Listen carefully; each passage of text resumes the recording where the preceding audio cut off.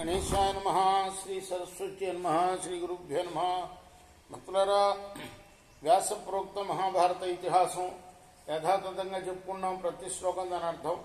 ఇందులో భాగంగా నిన్నటి వరకు ఆదిసభ, అరణ్య, విరాట, ఉద్యోగ, భీష్మ, ద్రోణ, కర్ణ, శల్య, సౌప్తిక, స్త్రీ పర్వాలనే 11 పర్వాలు పూర్తి చేసాం. 18 పర్వాల్లో 12వదైన శాంతి పర్వంలో కూడా మనం 218 అధ్యాయాలు పూర్తి చేసి 219వ అధ్యాయంలోని 14వ శ్లోకం వరకు చెప్పుకున్నాం. ఈ రోజున 15వ శ్లోకం నుండి కొనసాగిద్దాం. కొనసాగించే ముందు వ్యాస భగవాను ప్రార్థన చేసుకుందాం. వ్యాసాయ విష్ణు రూపాయ వ్యాస రూపాయ విష్ణవే నమో వై బ్రహ్మనిదయే వాసిష్ఠాయ నమో నమః. నారాయణం నమస్కృత్య నరం చైవ నరోత్తమం దేవీం సరస్వతిం వ్యాసం తతో జయముదీరయే. అంజనానందనం వీరం జానకీ శోకనాశనం కపి సమక్షంతారాం వందే లంకాభయంకరం. సదా నింబవృక్షస్య మూలాదివాసాత్ సుధాశ్రావిణం తిక్తమప్యప్రియంతం తరుం కల్పవృక్షాదికం సాధయంతం నమామీశ్వరం సద్గురుం సాయినాథం. సమర్థ గురు సాయినాథ్ మహారాజ్ కీ జయ. అనాత్మేతి జయదృష్టం దేనాహం న మమేత్యపి వర్తతే కిమధిష్టానాత్ ప్రసక్త దుఃఖ సంస్కృతి.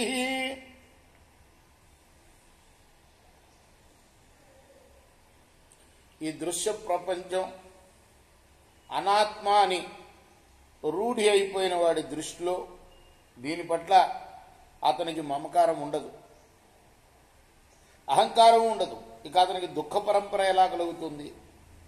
ఆ దుఃఖాలకు ఆధారం మాత్రం ఏముంటుంది? అత్ర సమ్యక్ వధో నామా చాగశాస్త్రమునుత్తమం శృణుయత్తవ మోక్షాయ భాష్యమానం భవిష్యతి. ఇక నేను ఆ పరమోత్తమైన సాంఖ్యశాస్త్రాన్ని వర్ణిస్తాను. సమ్యక్ వధ అని దానికి పేరు. అంటే సమ్యక్ రూపంతో దుఃఖాలను నాశనం చేసేది అని. అందులో త్యాగానికి ప్రాధాన్యత ఉన్నది. నువ్వు శ్రద్ధగా విను. ఈ ఉపదేశం నీకు మోక్షదాయకం అవుతుంది. త్యాగ ఏవహి సర్వేషాం యుక్తానామపి కర్మణాం నిత్యం మిథ్యా వినీతానాం తేజో దుఃఖ బహోమతః. ముక్తి కోసం ప్రయత్నించే వారందరూ కూడా సమస్త కర్మల యందు అహంకారాన్ని, మమకారాన్ని, ఆసక్తిని, కోరికని వదిలేయాలి. వీటిని వదలకుండా మిథ్యావాదం చేసేవాడికి అవిద్యాది దుఃఖదాయకమైన క్లేశాలు కలుగుతాయి. ద్రవ్యత్యాగేతు కర్మాణి భోగత్యాగే వ్రతాన్యపి సుఖత్యాగే తపోయోగం సర్వత్యాగే సమాపనం. శాస్త్రాల్లో ద్రవ్యత్యాగానికి యజ్ఞాది కర్మలు, భోగత్యాగానికి వ్రతాలు, శారీరక సుఖత్యాగానికి తపస్సు, సమస్తము త్యాగం చేయడానికి యోగానుష్ఠానము ఆదేశింపబడ్డాయి. ఇదే త్యాగానికి చివరి మెట్టు. తస్య మార్గో యమద్వైధ సర్వత్యాగస్య దర్శితః విప్రహాణాయ దుఃఖస్య దుర్గతిస్త్వన్యథా భవేత్. సర్వత్యాగానికి ఈ ఏకైక మార్గమే దుఃఖాల నుండి విముక్తి పొందడానికి ఉత్తమము అని చెప్పబడింది. దీనికి విరుద్ధంగా ఆచరించేవారు దుర్గతిని అనుభవించక తప్పదు. పంచజ్ఞానేంద్రియాణ్యుక్త్వా మనః షష్ఠాని చేతసి బలషష్ఠాని వక్ష్యామి పంచకర్మేంద్రియాణి తు. బుద్ధిలో ఉన్న మనస్సహితమైన పంచ జ్ఞానేంద్రియాలని వర్ణించి ఇక పంచకర్మేంద్రియాలని వర్ణిస్తాను. వీటికి ప్రాణశక్తి 6వదిగా చెప్పబడింది. హస్తౌ కర్మేంద్రియం జ్ఞేయం అధపాదౌ గతేంద్రియం ప్రజనానందయో సేప నిసర్గే పాయురింద్రియం. 2 చేతులను పనిచేసే ఇంద్రియంగా తెలుసుకోవాలి. కాళ్ళు 2 గమనేంద్రియం, పయనించేదన్నమాట. లింగం సంతానోత్పాదనకు, మైథున జనితమైన ఆనందప్రాప్తికి. ఇక గుదం అనేది ఇంద్రియం, మృదువనే ఇంద్రియం మలత్యాగం కోసం పనిచేస్తాయి. వాక్చ శబ్ద విశేషార్థం ఇది పంచాన్వితం విదుః ఏవమేకాదశైతాని ఉజ్జాసు విసృజేన్ మనః. వాగింద్రియం శబ్ద విశేషాన్ని ఉచ్చరించడానికి. ఈ రీతిగా పంచకర్మేంద్రియాలు పంచ విషయాలతో కూడి ఉంటాయి. మనస్సహితంగా 11 ఇంద్రియాల యొక్క విషయాలను బుద్ధి ద్వారా శీఘ్రంగా త్యజించి వేయాలి. 11వది మనస్సు అన్నమాట. కర్ణో శబ్దస్య చిత్తం చ త్రయ శ్రవణ సంగ్రహే తథా స్పర్శే తథా రూపే తదేవ రసగంధయో. శ్రవణ సమయంలో శ్రోత్ర రూపమైన ఇంద్రియం, శబ్దరూపమైన విషయం, చిత్తరూపమైన కర్త, ఈ 3 సంయోగం చెందుతాయి. ఈ రీతిగానే స్పర్శ రూపరసగంధాల యొక్క అనుభవ కాలంలో కూడా ఇంద్రియ విషయ మనస్సుల యొక్క సంయోగం అపేక్షితమే. ఏవం పంచత్రికాఖ్యేతే గుణాస్తదుపలబ్ధయే ఏనాయాం త్రివిధో భావ సర్వాయాత్ సముపస్థిత. ఈ రీతిగా ఈ మూడింటి యొక్క 5 సముదాయం ఇవన్నీ గుణాలని చెప్పబడతాయి. కర్త కర్మ కరణ రూపమైన 3 భావాలు వంతుల వారీగా ఉంటాయి. వీటితో శబ్దాది విషయాలు గ్రహింపబడతాయి. సాత్వికో రాజసశ్చాపి తామసశ్చాపి తే త్రయ త్రివిధా వేదన అయేషు ప్రసూత సర్వసాధన. వీటిలో ఒక్కొక్కటి సాత్విక రాజస తామసాలని 3 భేదాలుగా ఉంటాయి. వీటితో లభించే అనుభవాలు కూడా 3 రకాలుగానే ఉంటాయి. అవి హర్షం, ప్రీతి మొదలైన భావాలకి సాధకాలు. ప్రహర్ష ప్రీతిరానంద సుఖం సంశాంత చిత్తత అకుశ్చత్ కుతశ్చిద్వా చింతిత సాత్వికో గుణ. హర్షము, ప్రీతి, ఆనందము, సుఖము, చిత్తశాంతి ఈ భావాలన్నీ కారణమేమీ లేకుండా స్వతహాగానో లేక కారణవశంగానో సాత్విక గుణాలుగా భావింపబడతాయి. అంతుష్టి పరితాపశ్చ శోకో లోభస్తథా క్షమ లింగా నిరజస్థాని దృశ్యంతే హేతుత. అసంతోషం, సంతాపం, శోకం, లోభం, అసహనశీలత ఇవి సకారణంగానో లేక అకారణంగానో రజోగుణ చిహ్నాలు అని తెలుసుకోండి. అవివేకస్తదా మోహ ప్రమాద స్వప్నతంత్రిత కథంచిదపి వర్తంతే వివిధాస్తామసా గుణ. అవివేకం, మోహం, ప్రమాదం, స్వప్నం, అలసత భావం ఇవి ఏ రకానికి చెందినవైనా ఇవన్నీ కూడా తమో గుణానికి వివిధ రూపాలు. అత్రియత్ ప్రీతి సంయుక్తం కాయే మనసి వా భవేత్ వర్తతే సాత్వికో భావః ఇచ్చపేక్షత తత్తథా.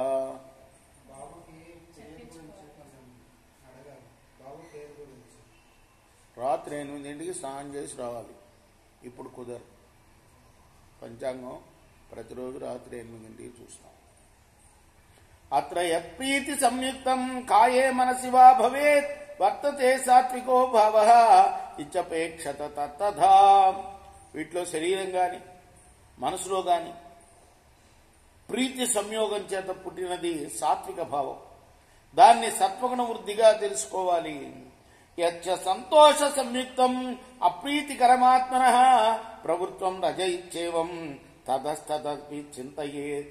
తనకు అసంతోషజనకం అప్రీతికరమైన దాన్ని రజోగుణ ప్రవృత్తిగా అభివృద్ధిగా భావించాలి. అధ యన్మోహ సంయుక్తం కాయే మనసి వా భవేత్ అప్రతర్క్యమ విజ్ఞేయం తమస్తుతోపధారయే. శరీరంలో గాని మనసులో గాని పుట్టిన అతర్క్యం, అజ్ఞేయం, మోహ సంయుక్తమైన భావాల్ని తమోగణ జనితాలుగా తెలుసుకోవాలి. శ్రోత్రం వ్యోమాశ్రితం భూతం శబ్ద శ్రోత్రం సమాశ్రిత నోభయం శబ్ద విజ్ఞానే విజ్ఞానస్యేతరస్య వా. శబ్దానికి ఆధారం శ్రోత్రేంద్రియం. శ్రోత్రేంద్రియానికి ఆధారం ఆకాశం. కాబట్టి అది ఆకాశ రూపమే.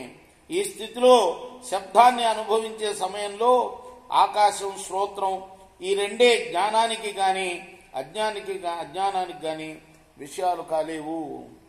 ఏవం త్వక్చక్షుషి జిహ్వా నాసికా చేతి పంచమి స్పర్శే రూపే రసే గంధే తాని చేతో మనస్య తత్.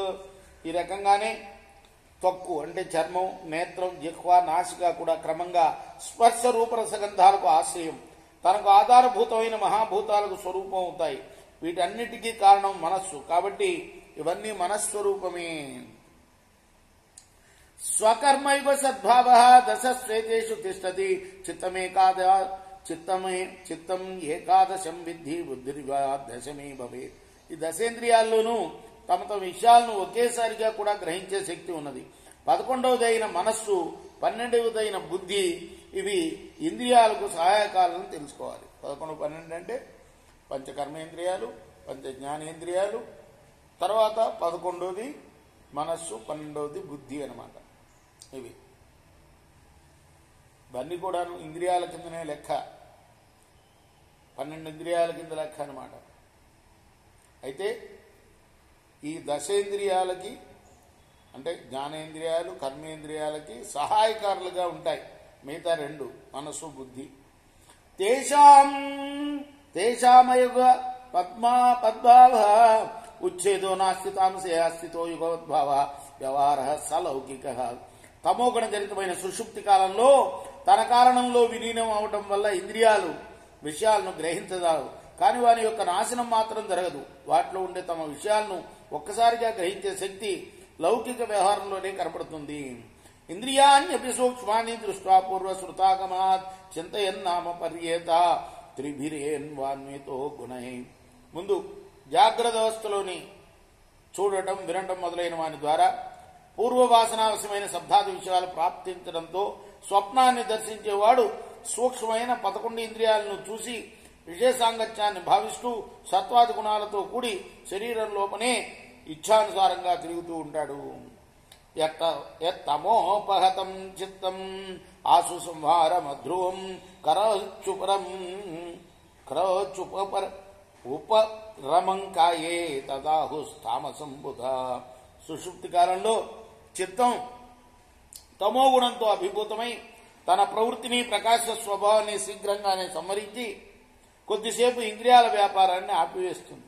ఆ సమయంలో శరీరంలో జరిగే సుఖ ప్రతీతిని విద్వాంసులు తామస సుఖం అంటారు. యజ్జదాగమ సంయుక్తం నృత్యమనుపశ్యతి అథ తత్రాప్యుపాదత్తే తమో వ్యక్తమివావృతం. సుషుప్తి కాలంలో స్వప్నం దర్శించిన వాడు తనకు కలిగిన దుఃఖాన్ని ప్రత్యక్షంలో వలె అనుభవించడు. కాబట్టి అతడు సుషుప్తి కాలంలో కూడా తమోగుణయుక్తమైన మిథ్యాసుఖాన్ని అనుభవిస్తాడు. ఏవమేష ప్రసంఖ్యాత స్వకర్మ ప్రత్యయో గుణ కథం చిద్వర్తతే సమ్యక్ కేషాంచిద్వా నివర్తతే. ఈ రీతిగా తన కర్మానుసారం గుణప్రాప్తి విషయంలో చెప్పబడుతుంది. అజ్ఞానులకు ఈ గుణాలు సమ్యక్ రూపంతో ప్రవృత్తమవుతాయి, జ్ఞానులకు నివృత్తమవుతాయి. ఏ తదాహు సమాహారం క్షేత్రమధ్యాత్మ చింతక స్థితో మనసియో భావ సవై క్షేత్రజ్ఞ ఉచ్యతే. ఆధ్యాత్మ తత్వచింతన చేసే విద్వాంసులు ఈ శరీరాన్ని, ఇంద్రియ సంఘాతాన్ని క్షేత్రము అని అంటారు. మనసులో ఉండే చేతన సత్తయే జీవాత్మ ఎవరైతే ఉన్నారో అతను క్షేత్రజ్ఞుడు అని చెప్తారు. వెళ్ళేటప్పుడు చెప్పమ్మా, తీర్థం ప్రసాదం ఇస్తా. ఏవం సతిక ఉచ్ఛేద శాశ్వతో వా కథం భవేత్ స్వభావాత్ వర్తమానేషు సర్వభూతేషు హేతుతః. ఈ దశలో ఆత్మ ఎలా నశించగలుగుతుంది? హేతుపూర్వకమైన ప్రకృతిని అనుసరించి ప్రవర్తిల్లే పంచభూతాలతో దానికి శాశ్వతమైన సంసర్గం కూడా ఎలా ఉండగలుగుతుంది?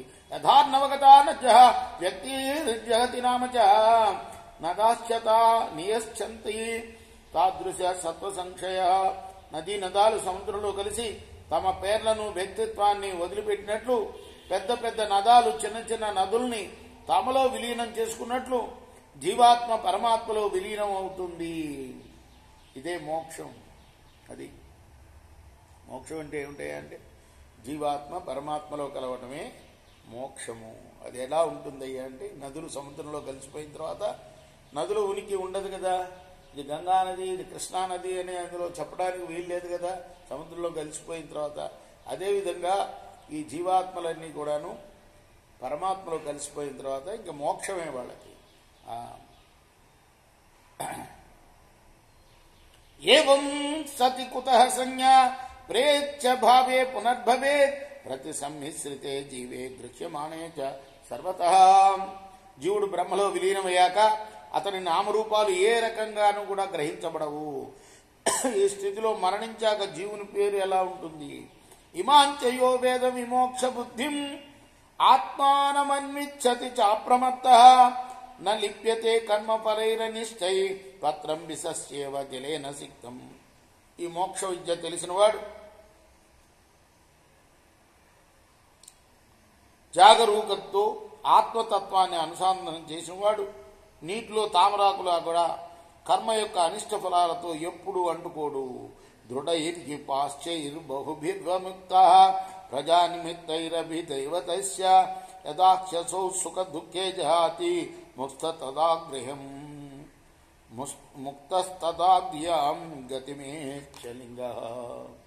సంతానం మీద ఆసక్తి కారణంగా రకరకాల దేవతలను ప్రసన్నం చేసుకోవడానికి అజ్ఞానులు చేసే సకామ కర్మలు అన్నీ కూడాను మనుషులకు అనేక విధాల సుదృఢమైన బంధాలవి. ఈ బంధాల నుండి తప్పించుకొని సుఖ దుఃఖాలను గురించి చింతించడం మానివేసినప్పుడు సూక్ష్మ శరీరం మీద అభిమానాన్ని విడిచిపెట్టి సర్వోత్తమమైన గతి పొందుతాడు. అదే మోక్షం అంటే, మరొకటి ఏం కాదు. శృతి ప్రమాణాగమం మంగళైశ్చ సేతే జరా మృత్యుభయాదభీత క్షీణే చ పుణ్యే విగతే చ పాపే తతో నిమిత్తే చ ఫలే వినశ్చే అలేపమాకాశమలింగమేవం ఆస్థాయ పశ్యంతి మహాచసక్త. వేదాలు ప్రతిపాదించిన ప్రమాణాలని చింతన చేస్తూ శాస్త్రాల్లో చెప్పబడిన శుభకరమైన సాధనాలను అనుష్ఠిస్తూ ఉండటం వల్ల మనిషి జరా మృత్యువుల భయం తొలగి సుఖంగా నిద్రిస్తాడు. పుణ్యపాపాలు క్షయించి వాటి వలన కలిగే సుఖ దుఃఖాది ఫలాలు నశించినప్పుడు అన్నిటి యందు అన్ని విధాల ఆసక్తి లేనివాడు ఆకాశంలాగా నిర్లేపుడు నిర్గుణుడు అయిన పరమాత్మ యందు ఉంటూ అతని సాక్షాత్కారాన్ని పొందుతాడు. ఈ గీతలే అనుకోవచ్చు వీటన్నిటినీ కూడా. ఈ పంచశిఖుడు అనే ముని ఆయన జనకుడికి చెప్తున్నాడు ఈ విశేషాలన్నీ కూడా. దీన్నెందు ఎవరికి చెప్తున్నాడు? భీష్ముడు ఈ ఇతిహాసాన్ని ధర్మరాజు అడిగిన ప్రశ్నకి సమాధానంగా మోక్షం అంటే ఏంటి, దాని వివరాలు ఎలా పొందాలి అది చెప్పమంటే చెప్తున్నాడు. ఈయన్ని ఒక గీత అనుకోవచ్చు. ఇటువంటి గీతలు 4-5 ఉన్నాయి భారతంలో. మొట్టమొదట అర్జునుడికి చెప్తాడు కృష్ణ భగవానుడు. ఆ తర్వాత మళ్ళీ భీష్ముడు చెప్తాడు, ఇదే మనం చదువుకుంటున్నది. ధర్మరాజుకి చెప్తాడు భీష్ముడు ధర్మరాజుకి. ఆ తర్వాత కృష్ణుడు ఉద్ధవుడికి చెప్తాడు. ఇదే విషయం అంతా ఇదే ఉంటుంది అందులో. అందుకోసం వీటినన్నింటి గీతలు అనాలన్నమాట. భగవద్గీత లాంటివి ఇవన్నీ. యథోర్ననాభి పరివర్తమాన తత్తుక్షయే తిష్టతి పాచ్యమాన తథా విముక్త ప్రజాతి దుఃఖం ధ్వంసతేలోష్ట ఇవాద్రముచ్చను. సాలెపురుగు గూడు అల్లుకొని దానిలో తిరుగుతూ ఉంటుంది. ఆ గూడు నాశనం అయితే ఒక చోట అది ఉండిపోతుంది. అలాగే అవిద్యకు వశీభూతుడై కిందకు దిగదారే జీవుడు కర్మజాలంలో చిక్కుని తిప్పడ పొందుతూ ఉంటాడు. దాని నుండి తప్పించుకుంటే దుఃఖరహితుడవుతాడు. పర్వతం మీదికి విసిరివేసిన మట్టి పెంకు పర్వతాన్ని ఢీకొని నుగ్గునైనట్లుగా వారి సమస్త దుఃఖాలు కూడా అప్పుడు విధ్వంసం అయిపోతాయి. యథారురు శృంగమధో పురాణం హిత్వాత్వజం నాప్యురగో యథాచ విహాయ గచ్చన వేక్షమాన తథా విముక్తో విజహాతి దుఃఖం. రురువు అనే మృగం తన పాత కొమ్మును పాము తన కుబుసాన్ని వదిలివేసి వాటి వైపు చూడకుండానే వెళ్ళిపోతాయి. రురువు అనే మృగము తన పాత కొమ్మును వదిలేస్తుంది, దాన్ని పట్టించుకోదు. పాము తన కుబుసాన్ని వదిలించుకుంటుంది, దాన్ని పట్టించుకోదు. అలాగే మమతాభిమానాలు లేనివాడు సంసార బంధాల నుండి విముక్తుడై తన దుఃఖాలన్నింటినీ కూడా దూరం చేసుకుంటాడు. ద్రుమయ్య దైవాప్యుతకే పతంతం ఉత్సృత్య పక్షి విపతత్యసక్త తథాస్యసో సుఖ దుఃఖే విహాయ ముఖ ప్రాధ్వాం గతిమేచ్చలింగ. చెట్టు నీడలో పడిపోవడం చూసి పక్షి దాని మీద ఆసక్తి విడిచి చెట్టును విడిచిపెట్టి ఎగిరిపోయినట్లుగా ముక్త పురుషుడు సుఖదుఖాలు రెండింటినీ కూడా విడిచిపెట్టి సూక్ష్మ శరీర రహితుడై ఉత్తమ గతిని పొందుతాడు.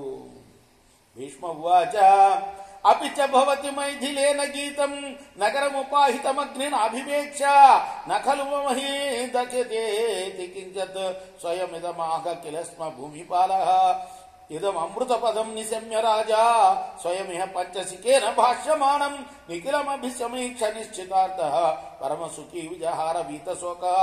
భీష్ముడు చెప్తున్నాడు, ధర్మరాజా, పంచశిఖాచార్యుడు చెప్పిన అమృతమయమైన జ్ఞానోపదేశాన్ని విని జనక మహారాజు ఒక నిశ్చిత సిద్ధాంతానికి వచ్చాడు.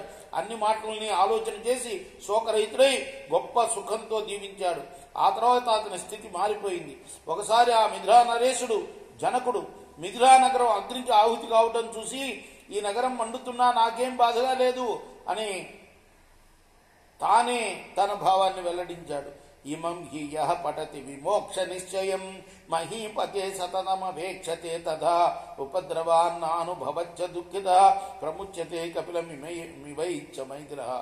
రాజా, ఓ ధర్మరాజా, ఇక్కడ చెప్పబడిన మోక్షతత్వాన్ని సదా అధ్యయనం చింతన చేసిన వాడు ఉపద్రాల వలన కలిగే బాధలు అనుభవించక్కర్లా. దుఃఖం ఎప్పుడు కూడా అతని వద్ద బద్దలవదు. జనకరాజు కపిల మతావలంబి అయిన పంచశకుని యొక్క సమాగమంతో ఈ జ్ఞానాన్ని పొంది ముక్తుడైనట్లుగా మనకు తెలిసింది.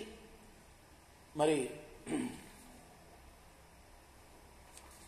ఇది శ్రీ మహాభారతే శాంతి పర్వణి మోక్షధర్మ పర్వణి పంచశిఖ వాక్యం నామ 1920 ఇది వ్యాస ప్రోక్త మహాభారత ఇతిహాసంలోని శాంతి పర్వంలోని 219వ అధ్యాయం.